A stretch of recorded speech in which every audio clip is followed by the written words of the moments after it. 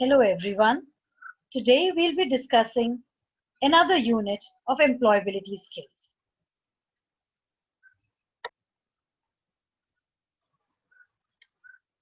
Today, Unit 2, Self-Management Skills is what we are going to start. This unit has different sessions on different topics. So today's topic is going to be about stress management.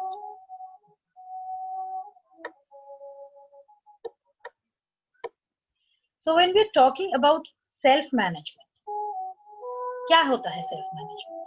ये self control होता है, अपने आप को हम कैसे control कर सकते हैं। तो हमें गुस्सा आ रहा हो तब भी हम शांति से काम कर सकें, हमारा दिमाग में टेंशन हो रहा है, कुछ हमें एग्जाम के टाइम में पढ़ने को दिमाग नहीं लग रहा है, उसको कैसे हम मैनेज करें। So self-management, also referred to as self-control, is the ability to control one's emotions, thoughts, and behavior effectively in different situations.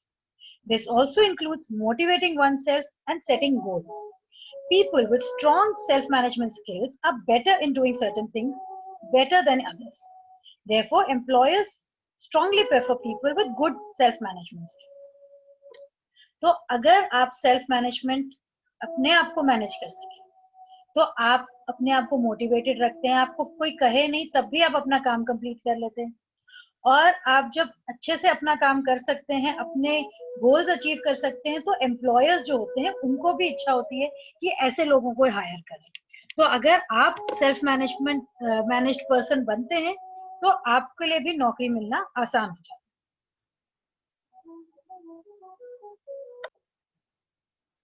So basics of self management, when we look at that, we are looking at we should be able to perform well at work and life in general, manage and improve in various skills including discipline, timeliness, goal setting, problem solving, teamwork, professionalism, etc.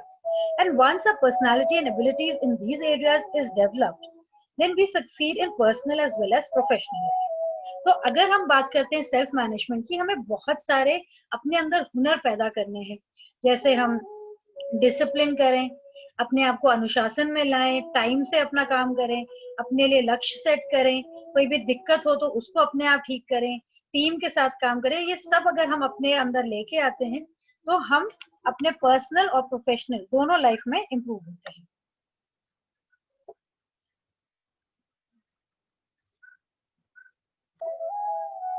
तो कोई skills जो हमें चाहिए उसके लिए सबसे पहले self awareness. Ask for honest feedback, gather insights on your personality and work specific proficiencies. Think about your daily interactions and how you handle situations well or could have handled them differently. तो अपने बारे में जागरूक होइए, जो आपके जिस पे आप भरोसा कर सके उन लोगों से आप पूछिए कि आपका काम कैसे चल रहा है, आप कैसे बिहेव कर रहे हैं। अपने पर्सनालिटी के बारे में, अपने काम के बारे में लोगों से फीडबैक लीजिए और अपने खुद को बारे में आप सोचिए, अगर आपने कुछ किया तो क्या आप उसको और बेहतर तरीके से कर सकते थे, कुछ और कर सकते थे। फिर हम बात कर रहे हैं रिस्पॉन्सिबिलिटी की। अपने काम के लिए रिस्पॉन्सिबिलिटी हमें लेना है, जरूरी लेना है। अगर मैं कुछ काम करती हूँ तो वो मेरा काम है, अगर गड़बड़ किया तो गड़बड़ भी मेरी है, अगर अच्छा किया तो अच्छाई भी मेरी है। So taking ownership of the task is the first step towards self-development.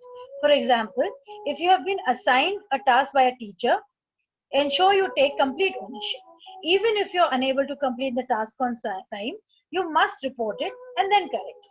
तो यहाँ क्या कह रहे हैं, अगर आप कुछ काम आपको दिया जाता है, आप नहीं कर पाते हैं टाइम से, तब भी आपको बताना है कि मैंने नहीं किया और उसको खत्म करके आप देंगे। तो रिस्पॉन्सिबिलिटी अपने काम की अपने आप लेनी है। टाइम मैनेजमेंट भी करना है। Prioritise the things you have to do, remove waste and redundancy from work, make a time table and follow it diligently. Adaptability भी होना है, जहाँ पे आप जो हो रहा है आपके आसपास उसके साथ साथ आप चले, ये नहीं कि आप अपने ख्यालात में जम के बैठ जाएं और आगे सब बदल गया है। So stay current with best practices and read up on new information always. Prepare yourself for new changes so that you can transition seamlessly. तो अब हम आते हैं अपने फर्स्ट सेशन की, जिसका नाम है स्ट्रेस मैनेजमेंट। स्ट्रेस और स्ट्रेस मैनेजमेंट होता क्या है ये स्ट्रेस, ये हम एक पहले वीडियो में भी देख चुके हैं। आइए आपके टेक्स्ट बुक के हिसाब से क्या कहते हैं वो देख लेते हैं। So have you ever felt pressured that you will not pass in an exam?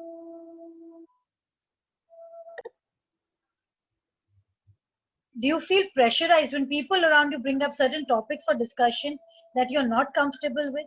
Do you fear that you will be unsuccessful in life? अगर आपको कभी भी लगता है कि आप एग्जाम में पास नहीं होंगे, आसपास जो लोग बात कर रहे हैं उससे आपको तनाव होता है, अगर आपको डर लगता है कि आप लाइफ में कुछ कर नहीं पाएंगे, तो यस, आप स्ट्रेस के you are going through stress. Stress motivates you to achieve more, but when you're under stress for a prolonged period of time, it can cause health problems and mental troubles as well. तो जब आपको थोड़ी tension होती है, exam में पढ़ना है तो अच्छी बात है, आपको टेंशन हो रही है तभी आप पढ़ पा रहे हैं, पर अगर हमेशा ही आपको टेंशन रहेगी, स्ट्रेस रहेगा, तो आपकी तबीयत भी खराब हो जाएगी और मेंटल प्रॉब्लम्स भी आएंगी. तो स्ट्रेस होता क्या है? Stress can be defined as our emotional, mental, physical, and social reaction to any perceived threats or demands. These demands or threats are called stressors. तो stressors हैं जिनकी वजह से हमें stress हो रहा होता है. तो एग्जाम्पल जैसे एग्जाम के पास आ गया, एग्जाम का डेट हो गया, कल ही एग्जाम है, पढ़ाई नहीं करी है तो टेंशन होती है, स्ट्रेस होता है. घर में कोई गुजर गया हो, कोई भी जिसके साथ आप क्लोज हैं, तब भी आपको स्ट्रेस होता है. आपको तब भी स्ट्रेस होता है अगर आप सोचते हैं लोग मेरे बारे में क्या सोचेंगे, अगर मैं ढंग से बात नहीं कर पा रही हूँ या अगर मैं कपड़े ढंग से नहीं पहनती हूँ. और आपकी नींद अगर पूरी नहीं होती है तब भी आपको स्ट्रेस होता है.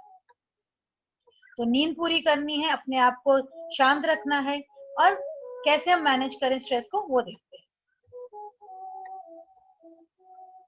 Stress management is a part of everyday life. Stress management is a part of everyday life जब हम कह रहे हैं तो हम ये कह रहे हैं कि हम इससे बच नहीं सकते, ये तो रोजमर्रा की जिंदगी में आएगा ही आएगा. जैसे आपके कई जगह पे आपका स्ट्रेस हेल्पफुल रहता है, जैसे फायर अलार्म बज गया तो आपको टेंशन हो रही है, इससे पता है आपको खतरा है, भागो यहाँ से. तो स्ट्रेस क्रिएटेड बाय डेडलाइन, अगर आपको पता है कि आपको इस टाइम तक काम खत्म करना है तो टेंशन होती है तो फिर आप फटाफट काम खत्म करते हैं. पर अगर आपका स्ट्रेस लगातार चलता जा रहा है, बहुत टाइम से चल रहा है, तो आपके इमोशनल फिजिकल हेल्थ में प्रॉब्लम होने लगती है, आप घर पे काम नहीं कर पाते हैं, स्कूल में गड़बड़ होने लगती है, आपके रिश्तों में भी तनाव आता है. So managing stress is about making a plan to be able to cope effectively with daily pressures. The ultimate goal is to strike a balance between life, work, relationships, relaxation and fun. तो रोजमर्रा tension तो होगी ही होगी. आपको करना क्या है, अपनी जिंदगी में, अपने काम में, अपने घर में, रिश्तों में आराम से रहना है, कहाँ काम करना है, कब रिलैक्स करना है, उसका एक अच्छा तालमेल बिठाना है. इससे आप डेली स्ट्रेस से बचेंगे और अपने चैलेंजेस को, जो भी आपके सामने आता है काम, उसको आप अच्छे से कर पाएंगे. तो keep in mind the ABC of stress management. A, adversity और द स्ट्रेसफुल इवेंट, तो कुछ तो गड़बड़ होगी तो उसको कहते हैं ए, एडवर्सिटी. बी, बिलीव्स, अपने ऊपर विश्वास रखिए कि जो भी गड़बड़ हो रही है उसको मैं ठीक कर सकती हूँ. और सी है consequences, consequences or actions and outcomes of the event. तो A, adversity, B, beliefs और C, consequences, कि मैं वो जो इवेंट है उसको मैं कैसे ठीक कर सकती हूँ. तो हमें सबसे पहले इवेंट जो है, कुछ भी स्ट्रेस हो सकता है, वो आएगा ही आएगा, उससे हम डील कर सकते हैं, हमें अपने ऊपर भरोसा रखना है और उसको कैसे हमें ठीक करना है वो हमारा तीसरा स्टेप होगा. तो एबीसी ऑफ स्ट्रेस मैनेजमेंट. अगर हम स्ट्रेस मैनेज कर पाते हैं तो क्या होगा? जॉयफुल लाइफ, हम खुश रहेंगे, हम अपना काम टाइम से कर सकेंगे, उस पर हमारा पूरा ध्यान रहेगा, so we can focus and complete task on time. Be a happy person, क्योंकि स्ट्रेस नहीं है तो हम खुश रहेंगे, और अगर हम खुश हैं तो हमारे में ज्यादा एनर्जी भी होगी, so we be more energetic and spend quality time with family and friends. तो नेक्स्ट हम बात कर रहे हैं कौन से हम स्टेप्स यूज कर सकते हैं स्ट्रेस मैनेज. तो स्ट्रेस मैनेज करने के लिए आपके 3 स्टेप्स हैं. सबसे पहले देखिए कि आप स्ट्रेस्ड हैं, उसके लिए क्या आपको देखना है, you have to be aware that you are stressed. तो साइंस ऑफ स्ट्रेस क्या क्या है? सिर में दर्द होना, नींद ना आना, दुखी होना, टेंशन होना, एक ही बात की चिंता करना, नर्वस होना.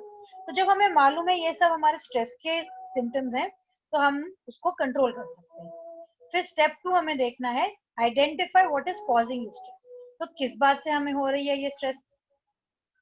एग्जाम हो सकता है, फैमिली प्रेशर हो सकता है, मनी इश्यूज हो सकता है, खाना नहीं खाया उससे भी स्ट्रेस हो सकता है। तो आपका घर में कह रहे हैं कि आपको टॉप करना है स्कूल में, तो भी टेंशन होगी। अगर आपको कहेंगे काम पे जाओ, स्कूल नहीं जाना, तो भी टेंशन होगी। तो ऐसे बहुत सारी चीजें हो सकती है जिससे आपको टेंशन हो रहा है। तो पता कीजिए किससे हो रहा है, और जब आपको पता लग गया है तब टाइम मैनेजमेंट टूल्स यूज कीजिए। अपना टाइम मैनेज कीजिए, जो इम्पोर्टेंट काम है उसको पहले कीजिए, जो आपके क्लोज है, जो जिससे आप बात कर सकते हो उससे बात कीजिए, एक्सरसाइज कीजिए, कोई मूवी देखिए, कुछ भी कीजिए जिससे आप रिलैक्स हो सकते हैं। तो ये हो गए आपके 3 स्टेप्स स्ट्रेस मैनेजमेंट के। पहले आइडेंटिफाई करेंगे कि आप स्ट्रेस्ड हैं, फिर क्यों स्ट्रेस्ड हैं, और उसके लिए आप क्या कर सकते हैं। तो मैनेजमेंट टेक्निक्स देख लेते हैं हम, स्ट्रेस कैसे मैनेज किया जाए। There few simple stress management techniques. सबसे पहले तो है time management. Proper time management अगर आप करेंगे तो टेंशन नहीं होगा। आपको मालूम है कि मंडे तक आपको कुछ देना है, आज ट्यूसडे हो गया है, तो आप अपना काम ये नहीं सोचें कि मैं सैटरडे संडे करूं, आप उसको पहले ही करिए। तो टाइम मैनेजमेंट आप करेंगे तो स्ट्रेस नहीं होगा। फिजिकल एक्सरसाइज, फ्रेश एयर, अगर आप अच्छे से घूमेंगे फिरेंगे, हवा, अच्छी हवा में जाएंगे, योगा करेंगे, मेडिटेशन करेंगे, लंबी सांसों का जो एक्सरसाइजेस होता है, डीप ब्रीदिंग, उससे भी आपका ब्लड सर्कुलेशन अच्छा होगा और आपका बॉडी रिलैक्स करेगा। तो पार्क में जाना, खेलना, वॉक के लिए जाना, उससे भी आपको बहुत ऑक्सीजन मिलेगा, उससे भी आप एक्टिव हो सकते हैं। हेल्दी डाइट, आपको अच्छे से खाना खाना है, रोटी खाइए, दाल खाइए, सब्जी खाइए, फ्रूट्स खाइए, जंक फूड को कम कीजिए, अच्छा से खाना खाइए, तो भी आपको बहुत मदद मिलेगी। और पॉजिटिव रहिए।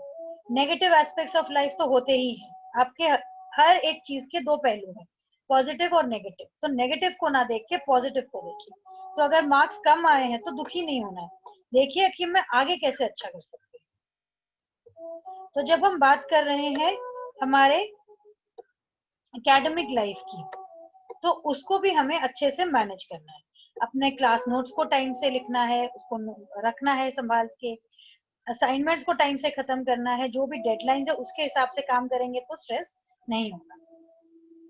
और ये तभी मुमकिन है जब आप काम करने के लिए आपका मन हो, नहीं तो फिर कोई टेंशन ही नहीं है। अगर आप काम ही नहीं करना चाहते तो फिर तो कोई टेंशन ही नहीं होगी। पर अगर आप अपनी लाइफ में अच्छा करना चाहते हैं तो अच्छे से अपना काम करेंगे। अगर स्कूल में आप अपने आप को हैंडल अच्छे से कर पाएंगे तो आगे की लाइफ में भी आप अच्छे से काम कर पाएंगे। फिर नेक्स्ट आती है स्लीप। स्लीप हमें अच्छे से नींद पूरी करनी है, एटलीस्ट 7 से 8 घंटे, ताकि हमारा ब्रेन भी रिलैक्स हो, हमारा बॉडी भी रिलैक्स हो। और हॉलीडेज पे जाए, किसी रिलेटिव के घर जाए, किसी ग्रैंड पेरेंट के घर जाए, किसी नए जगह जाए, तो अपने रोजमर्रा के रूटीन से अगर कुछ चेंज हो तो भी बहुत फर्क पड़ता है। फिर हम बात कर रहे हैं एबिलिटी टू वर्क इंडिपेंडेंटली। तो आप एक काम और रिलैक्स्ड अगर होते हैं तो आप अपने आप अकेले में भी काम कर सकते हैं। What is the ability to work independently? Becoming self aware, self monitoring and self correcting. तो आपको मालूम है कि आपको क्या काम करना है, उसको आप ढंग से कर पा रहे हैं कि नहीं, और अगर नहीं कर पा रहे हैं तो उसको आप ठीक करें। Knowing what you need to do, आप जानते हैं आपको क्या करना है। Taking the initiative rather than being told what to do. तो अपने आप आपको मालूम है आपको ये काम करना है तो अपने आप करो, ये नहीं कि मम्मी बोलेगी या मैम बोलेगी तब आप ये काम करेंगे। तो इनिशिएटिव लेके आपको अच्छे से काम करना है। And recognise your mistakes and don't blame others. तो अपनी गलतियां को आप पहचानिए, दूसरों के ऊपर नहीं डालेंगे, आपकी गलती है आप अपनाएंगे उसको। और एक एबिलिटी रखनी है और एक विल रखना है, अपने काम को अच्छे से आप करते जाए। फिर हम बात कर रहे हैं इमोशनल इंटेलिजेंस। तो आप अगर सेल्फ मैनेजमेंट करते हैं, आप अपना स्ट्रेस मैनेज कर रहे हैं, आप अपने आप अपना काम कर रहे हैं, अब हमें बात करनी है इमोशनल इंटेलिजेंस की, जिसमें वो आप अपने भावनाओं को आइडेंटिफाई कर पा रहे हैं, उसको पहचान पा रहे हैं। So emotional intelligence is the ability to identify and manage one's emotions as well as the emotions of others. It is generally said to include at least 3 skills. तो emotional intelligence में हमारे 3 skills क्या हैं? Emotional awareness, the ability to identify and name one's own emotions, तो आपको क्या feel हो रहा है, आपको गुस्सा आ रहा है, आप दुखी हो, आप खुश हो, ये आपको पता होना चाहिए। फिर उस इमोशन को हार्नेस करना है, उसको यूज करना है अपने रोजमर्रा के काम में। अगर मैं दुखी हूँ तो क्यों दुखी हूँ, उसको सॉर्ट आउट करेंगे हम प्रॉब्लम को। अगर मैं परेशान हूँ तो कौन सी बात मुझे परेशान कर रही है, क्या मैंने अपना काम नहीं किया है, क्या मैंने अपना जो किसी से काम मैंने कहा था मैं करूंगी मैंने नहीं किया है, या मेरे अपने आप को मैंने प्रॉमिस किया था मैं काम करूंगी वो नहीं किया। तो ये सब आपको देखना। और managing emotions, the ability to regulate one's own emotions when necessary and help others to do the same। तो आपको क्या भावनाएं आपके अंदर उत्पन्न हो रही है वो आपको अवेयरनेस होनी है, आपको मालूम होना चाहिए। फिर वो क्यों हो रहे हैं वो भी आप देखिए और उसको मैनेज कीजिए। और अगर आप देखते हैं किसी और में भी वो दिक्कतें आ रही हैं तो उसको भी आप मदद कीजिए। तो knowing how to manage one's emotion is critical for all of us. You can manage stress, keep your brain active and open minded, and easily overcome failures if you keep your emotions in check। तो गुस्से में दुखी होके कुछ भी आप करने जाए तो गड़बड़ हो सकता है। तो जहां आप खुश और शांत स्वभाव के रहते हैं वहां पे आप आराम से अपना काम कर सकते हैं, कोई दिक्कतें आए तो उससे भी उभर सकते हैं। So emotional intelligence can also keep your emotions in check. Emotional intelligence can also help you have better relations with your friends and family. Let us take an example. तो यहाँ पे एक कहानी बता रहे हैं ये। रवि और उसका बेस्ट फ्रेंड है शिव। ये स्कूल के डांस कंपटीशन के लिए बहुत टाइम से प्रैक्टिस कर रहे थे और दोनों सोलो परफॉर्म कर रहे थे, दैट इज अकेले स्टेज पे करने वाले थे। तो कंपटीशन के दिन शिव जीत गया। तो शिव जब जीता तो रवि बहुत दुखी हुआ और वो शिव से लड़ाई भी करके चला गया, रोता भी रहा और अपने पेरेंट्स से उसने बात भी नहीं करी।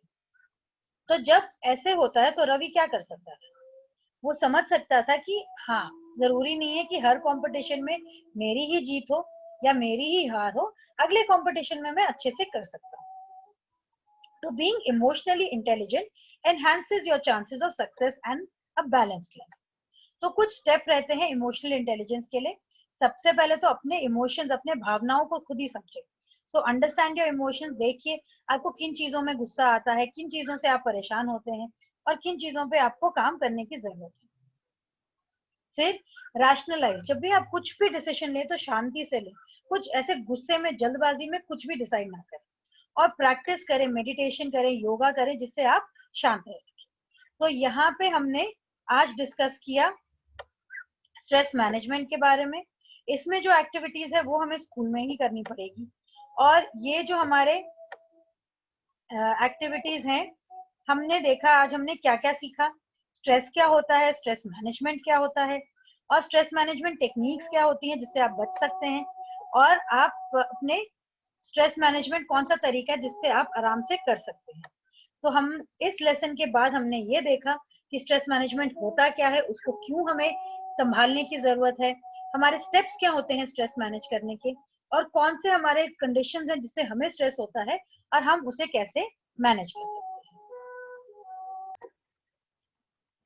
तो ये आपके यूनिट 2 का फर्स्ट सेशन यहीं खत्म होता है। और मैं आशा करती हूँ कि अगर आप में से किसी को भी किसी तरीके का स्ट्रेस हो रहा है तो आप इस लेसन से फायदा उठाएंगे। इसके ऊपर पहले भी एक वीडियो बना हुआ है, वो भी आप देख सकते हैं। तो thank you for watching. I hope आपका दिन शुभ हो। अपना ख्याल रखिएगा।